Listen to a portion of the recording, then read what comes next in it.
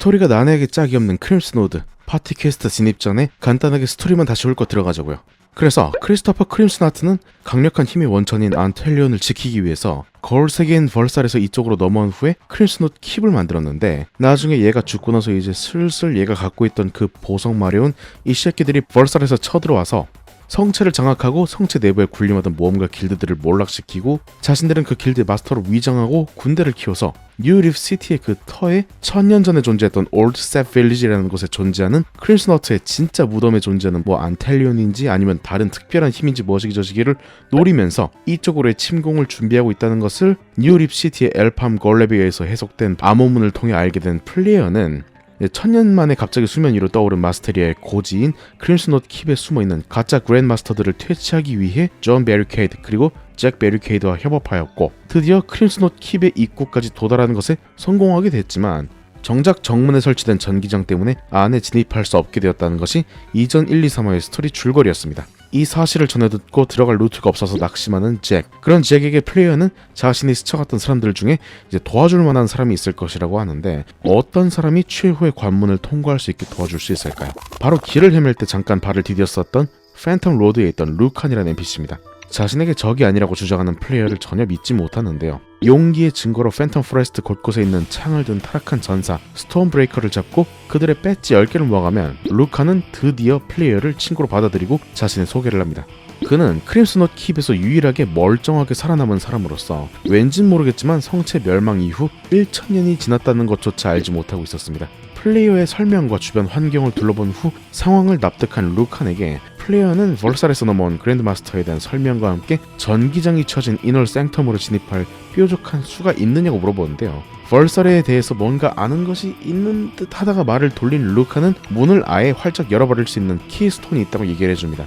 크림슨 우드 킵의 기사였던 루카는 전통적으로는 성체의 각 대대에 75명이 있었다고 얘기를 하면서 방어벽을 깨기 위해 아까 퀘스트 게임에서 잡았었던 그 스톰캐스터스 길드원들 외에도 다른 길드들의 타락한 멤버들을 각 75마리 정도씩은 잡아줘야 된다고 하네요. 이 사실은 전사, 마법사, 궁수, 도적, 해적 이렇게 5개의 직업들이 있는데, 이 마스테리아 지역이 나온 게 해적 패치 직전인지라 맵에 쭉 깔려있는 몬스터들은 사실상 4가지 몬스터들밖에 없거든요. 그래서 루칸이 말한 대로 이렇게 나머지 3가지를 이제 잡아내면 되는데, 이 몬스터들 중에 좀 눈여겨봐야 되는 게 바로 이 파이어브랜드입니다.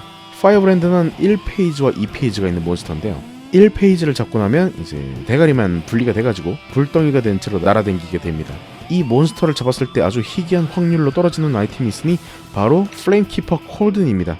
궁수의 80제 장갑인 코든 시리즈의 화염 버전인 플레임키퍼 콜드는 평범한 다른 장갑들과 달리 마력 8 그리고 명중률 20이라는 특별한 옵션이 달려있습니다. 물론 이제 해외에는 장갑 마력 주문서 뭐 이런 괴랄한 주문서들이 있긴 하지만 아예 대놓고 마력이 달려있는 장갑은 여신의 팔찌 뭐 이런 거 말고는 전사 전용 장갑에도 거의 없습니다. 아니 아예 없습니다. 그런 반면에 여기에 달려있는 명중률은 전자가 끼기에도 굉장히 적합해 보입니다. 대충 잡아서 덱스 0.8당 명중률 1 정도라고 하잖아요. 그러니까 명중률 20 정도면 그냥 여기다가 장공 질러가지고 끼면 땡큐인 거죠. 이런 착한 년들 다 잡아줘야겠죠. 그렇게 각 몬스터들을 다 잡고 루칸에게 돌아가면 이제 성체 내부로 들어갈 수 있는 문장이 담긴 크림슨 우드 키스톤을 받을 수 있습니다. 이 키스톤을 들고 이제 기다리고 있는 잭에게 돌아가면 키스톤을 내가 분석해보겠다 뭐 이런 말과 함께 이제 플레이어는 아까의 전기장 안으로 들어갈 수 있게 됩니다. 크림슨 우드 키 파티 퀘스트의 선행 퀘스트는 여기서 이제 완료가 되는 것이죠. 이 이후로 진행할 수 있는 퀘스트가 하나가 있긴 한데, 장애물 맵에서 히든 포탈을 사용할 수 있게 해주는 그 퀘스트 하나만 소개하고 넘어가죠. 루칸과의 대화에서 얻은 단서를 통해 들었던 마크 오브 히어리즘에 대해서 존에게 물으면 주워들은 지식으로 대충 구해둔 게 하나 있다면서 똑같은 걸 만들어낼 재료를 주면은 넘겨주겠다고 합니다. 힘의 크리스탈 1개, 금의 원석 10개, 그리고 산맥에서 툭 하면 플레이어를 날려버리는 티폰을 잡으면 나오는 티폰스 페더 4개까지 가져다주게 되면은 마크 오브 히어리즘이라는 아이템을 얻을 수 있고, 이제 우리는 이런 방식으로 점프맵까지도 그냥 다 싹 다 스킵해서 이동할 수 있게 되는 겁니다. 자, 이제 헛소리 집어치우고 파티 퀘스트 공략이나 해볼까요? 전기가 통하던 문을 지나서 헐트 이너 생텀으로 들어가면 오른쪽 끝에 잭이 있습니다. 잭을 통해서 진행할 수 있는 이 파티 퀘스트는 6명이서만 진행할 수 있는 게 아닙니다. 파티 퀘스트인 주제에 원정대까지 꾸려서 들어갈 수가 있죠. 그래서 과거 자료들을 보면은 최소 2파티에서 3파티까지도 구성돼서 들어가는 것을 보실 수 있어요. 또한 이 파티 퀘스트는 전사, 마법사, 궁수, 도적, 그리고 해적. 이후 스테이지에서의 문제들 때문에 각 직업군별로 최소 한 명씩은 무조건 있어야 됩니다. 그냥 사람 모은다고 해서 쉽사리 진행할 수 있는 파티 퀘스트가 아닌 거죠. 자, 원정대를 갖춘 후에 원정대장이 잭에게 말을 걸게 되면 그때부터 바로 앞에 있는 문을 통해서 안으로 입장할 수 있습니다. 1단계입니다. 이너 생텀 할로웨이에서 본격적인 스테이지로 향하는 히든 포탈을 찾아야 되는 스테이지입니다. 일정 시간 내에 포탈을 찾지 못하면 몬스터들이 소환된다고는 하는데 혹시 뭐 뒤질지도 모르니까 빨리 여기 기둥 뒤로 좀 빨리 가보자고요. 2단계입니다. 여기부터는 세겔이라고 불리는 장치가 등장합니다.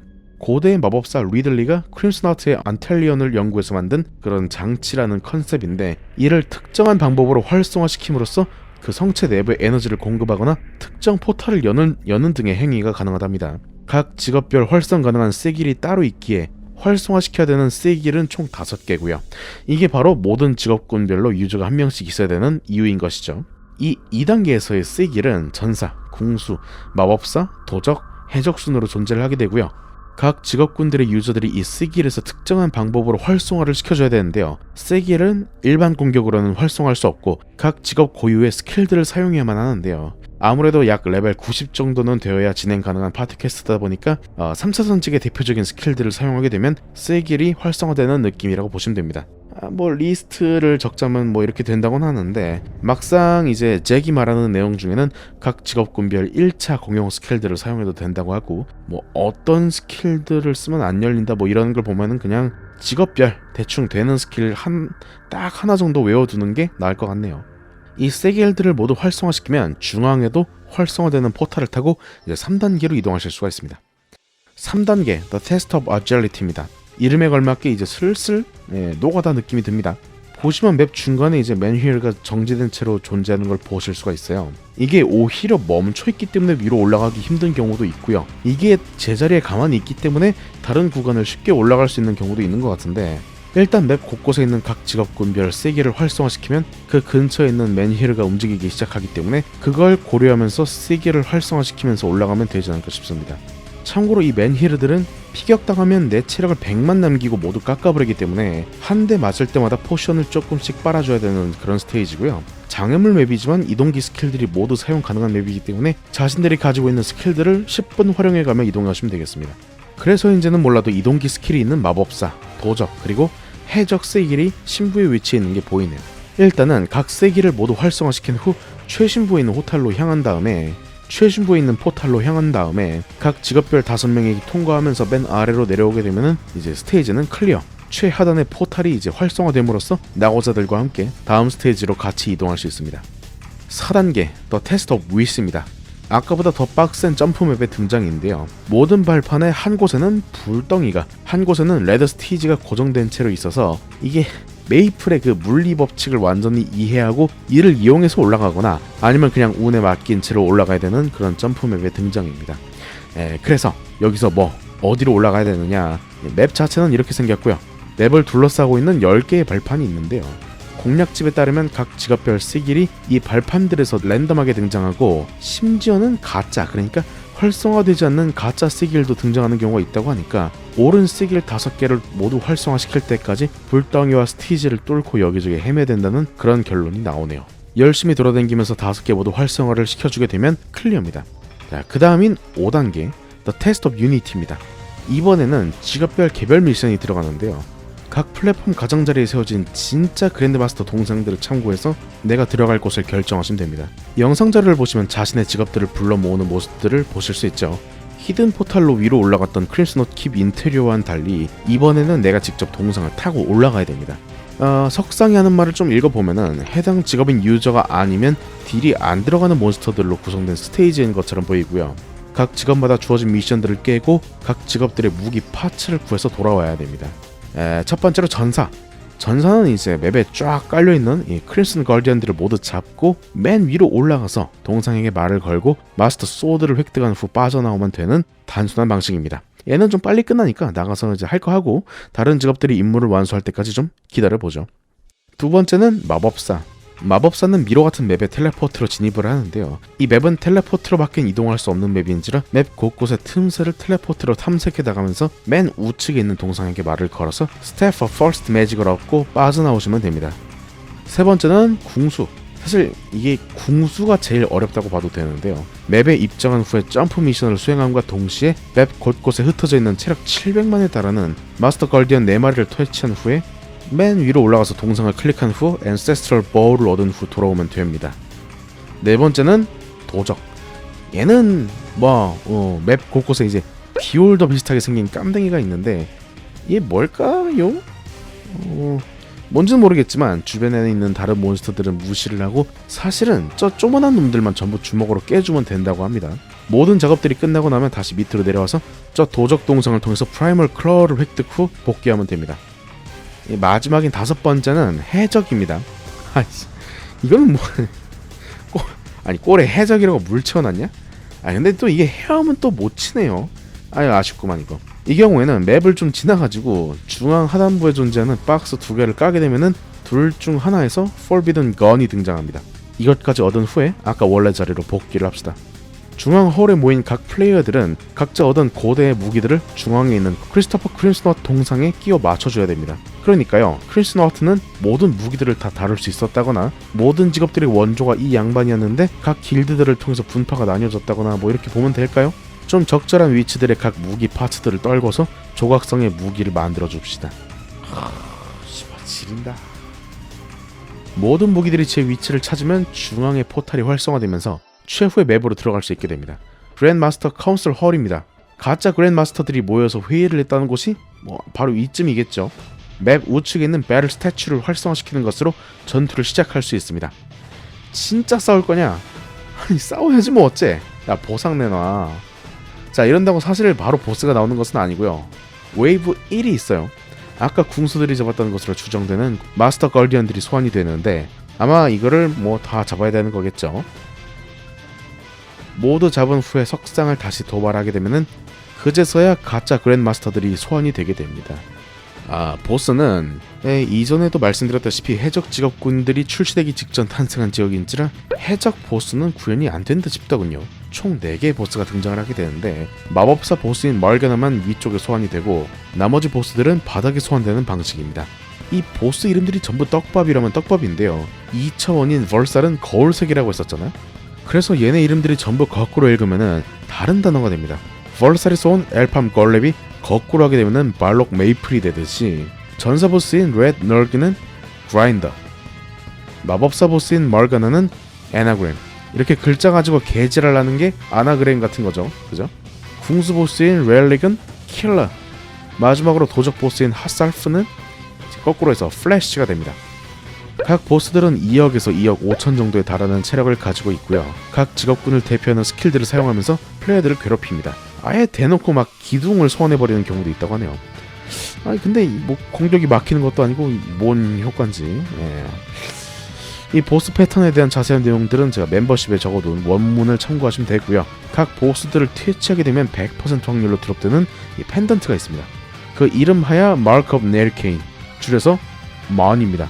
110제 공용 펜던트인 먼은 올스탯 5회, 명중률은 15, HP, MP 300 등등의 무난한 스탯을 가지고 있는데 여기서 핵심 포인트는 이 펜던트에 공격력과 마력이 10씩 붙어있다는 겁니다. 상급이 나오면 이거 11까지도 나온다는 건데 이 점이 많은 유저들을 크림슨워트 키 파티캐스트로 끌어들이는 요소가 되죠. 사실 혼종으로 막 공격력 20까지 키우고 싶은 욕구가 들지만은 업그레이드가 가능하지는 않은 펜던트였고요. 주스탯 6과 공마 중 하나가 11이 뜰 때까지 먹으면 되는 그런 펜던트 되시겠습니다. 특히나 이 펜던트는 혼테일의 목걸이와 비교하게 되면은 물리방어력보다 효율이 월등히 좋은 체력을 올려준다는 장점 때문도 있고 스탯보다 공격력 효율이 월등히 좋아지는 고레벨층에선 혼테일의 목걸이 대신 이 먼을 끼는 유저들이 좀 많았을지도 모르겠네요. 자, 보스도 다 잡고 아이템들도 다 먹었으면 보상도 한번 먹으러 가야겠죠. 다음 방으로 이동해 봅시다. 다음 방인 그랜드마스터 시크릿 챔버는 보상을 받기 전에 대기하는 장소인데요. 잭 베리케이드가 이야기했던 NLC의 침공 계획을 세우던 그 지도가 좀 배경에 보이네요. 잭은 아마 여기까지 잡혀 들어왔던 거겠죠. 그리고 그 오른쪽에는 빅뱅 후 마스테리아 스토리에서 더 자세히 다뤄지는 많은 것의 원흉인 네리케인의 홀로그램도 비춰지고 있습니다. 보너스 스테이지는 별도의 NPC 클릭 없이 그냥 오른쪽에 있는 문으로 들어가면 시작되는 느낌인데요. 여기서 단 한 명만이라도 들어가면 1분밖에 안 되는 보상 룸의 타이머가 작동해버리거든요. 그래서 모두 합을 맞추고 심지어는 누가 어느 구역의 상자를 깔지조차도 미리 정해놓고 입장하게 됩니다. 원정대원 30명 제한에 맞게 상자의 총 개수는 30개. 이거를 어떻게 나눌지는 각자 알아서 하시면 되겠죠.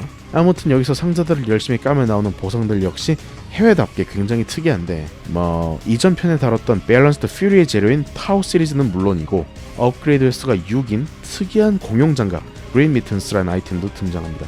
또 글로벌 버전 과거 연말 이벤트 맵이었던 샬롬 템플에서 수녀인 해나가 주는 퀘스트를 수행하면 보상으로 받을 수 있었던, 그리고 이후 웨딩 빌리지인 아모리아에서의 퀘스트 보상으로도 등장했던 게르트 차클릿, 공격력을 120이나 올려주고 기타 능력치도 대폭 상승시켜주는 아이템으로서 정말 중요한 일, 진짜 가족 경사, 아들 서울대 붙었을 때 쓰는 아이템 정도 위상이었다고 하죠. 역시나 등장하는 마력을 120 올려주는 바나나 그레이엄 파이도 크림슨노트 키 파티 퀘스트 등장 이전인 2007년 이벤트로 잠깐 풀렸었던 아이템이고요. 마지막 독특한 버프 아이템은 2분이라는 짧은 시간 동안 마력을 220 올려주는 시우스 치즈. 이 스펠링이 이상합니다. 시우스 이 아이템의 툴팁을 보면은 이제 벌살에서 온 치즈라고 하네요. 그러니까 이걸 뒤집으면 스위스 치즈다 이거죠. 네. 이렇게 음식으로도 벌살에 대한 떡밥을 뿌려주는 것을 볼 수 있습니다. 기타 소비 아이템 중에 눈길을 끄는 건 샵 30북, 폭시 30북, 생츄어리 30북, 그리고 블리자드 30북 등이 있어요.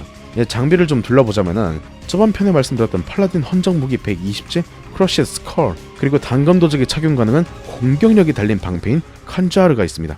참고로 해외 서버에서는 이제 방패 공격력 주문서가 있었기 때문에 이 컨자르를 잘만 작한다면 0.20 정도는 추가로 가져갈 수 있었다는 게 아주 충격적인 사실이죠. 그 외에도 인트 3이 달려있는 망토인 골든 소울 케이프, 그리고 올스탯 4의 업그레이드 횟수가 8이나 되는 그런 망토인 크림슨노트 클로크, 마지막으로 제일 중요한 아이템들 중 하나인 공격력 4가 달려있는 망토 블랙페이스트 클락이 있습니다. 아이고, 이 불멸의 8호의 벨트는 그냥 쌉 범부였어요. 망토에 미친듯이 혼 좀 질러가지고 공격력 키워야겠죠. 특히나 망토에다 체력 120 옵션에 붙은 것도 원거리 격수들이 이 망토를 찾게 만들었을 겁니다. 마스테리아는 여기서 끝이에요. 그런데 잘 보시면 좀 이상한 점이 몇 가지가 있죠. 그 중에 하나가 바로 그래서 씨바 벌설이 어디냐? 라는 것입니다. 사실 이런 원조 거울세계인 벌살에 대한 떡밥도 좀 풀리긴 했어요. 정상이긴 한데 사실은 이 스토리를 쓴 넥슨 아메리카의 NX 프로스가 스토리를 마무리 짓지 못한 채 넥슨을 떠나야 했기 때문에 여러 설정들의 구멍이 있는 것입니다. 2021년에 있었던 인터뷰에서 NX 프로스는 스토리를 마무리하지 못하고 떠난 게 본인 회사 생활에서 제일 후회된다고 밝히기도 했었는데요. 그 외에는 마을에 있는 이 스핑크스가 사실 더미 데이터인 러스트 앙클을 이용해서 아리엔트를 오갈 수 있는 포탈이었다든가 이런 많은 얘기를 했더라고요. 참고로 이 인터뷰를 따냈던 유저들 중 하나가 저희 채널에 장문으로 댓글 달아주시던 파이렛 이찌님이에요. 그래서 제가 고정을 좀 해드리고 했던 것도 있습니다. 하여튼간에 벌살에 대한 기록은 많이 찾아볼 수가 있는데요. 2007년 7월에 NLC가 정식 출시된 이후 동년 12월에는 크리스마스 vs 벌살마스라는 이벤트가 진행되기도 했었고요. GMS에서는 빅뱅 이후 크림슨우드의 벌살 게이트라는 맵만 따로 공개되기도 했었죠. 결국 벌살이 어떻게 생겨먹은 것인지는 나오지 않았지만요. 사실 벌살 외에도 남겨진 떡밥들은 굉장히 많습니다. NLC에 입장하기 전 맵인 NLC 서브웨이 스테이션, 이 우측에 있는 빈 공간을 보면은 No Entry라는 출입금지 편말이 있습니다. 이 위치에 프리스트가 미스틱 도어를 사용을 하게 되면은 도어가 정상적으로 설치가 되는데요. 이대로 이 안으로 들어가게 되면은 어쩐 일인지 게임이 종료되거나 그냥 튕기게 됩니다. 이 상태에서 재접속을 하게 되면은 Badlands Urban Underground라는 숨겨진 맵이 하나 나옵니다. 왼쪽에 보이는 포탈 혹은 이제 마을 기한 주문서로는 이 맵을 나갈 수가 없고요. 아예 죽어버리거나 아니면 다시 미스틱 도어를 통해서만 마을로 나갈 수가 있습니다만, 후속 패치로 이 맵으로의 입장이 막히고 크림슨노트 킵이 등장한 이후 더미 데이터를 통해서 이 맵을 확인해보면 아무것도 없었던 맵 중앙에 웬 동양풍 문이 하나 보이는 것을 알 수 있습니다. 이 문을 통해서는 이전에 있는 레이븐 닌자 클랜과는 또 다른 분파 드래곤 닌자 클랜이 살고 있는 장소로 이동할 수 있는 것처럼 보이는 데다가 더미 데이터에는 이 드래곤 도어를 여는 열쇠로 추측되는 드래곤 주얼이라는 아이템이 발견되기도 했었죠. NLC, 그러니까 뉴립시티라는 거는 이게 스토리가 좀 더 이어져 갔었다면, 그리고 각 스토리들이 보다 유기적으로 연결되어서 어린 유저들도 좀 이해하기 쉬웠었다면 어땠을까 싶어요. 이게 막 그놈의 검은 마법사 스토리에까지 영향을 끼치는 설정들이 좀 많아가지고 나중에 넥슨에 의해서 싹 다 갈아엎어진 것으로 알고 있는데, 좀 아쉽고 또 궁금한 점이 아직도 많은 그런 지역이 바로 지금까지 제가 다뤘던 진짜 메스테리오였습니다. 자, 오늘 이야기는 여기까지. 더 많은 정보를 원하신다면 메이플홀릭 구독해주세요.